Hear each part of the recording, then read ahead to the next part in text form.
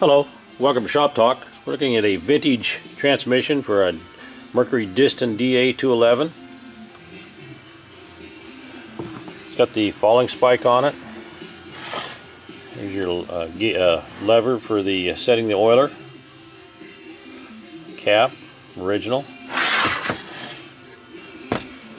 Turns over freely, drives sprockets moving. Has the little side cover on it. That's very vintage, from the 40s. Has some surface rust on the falling spike.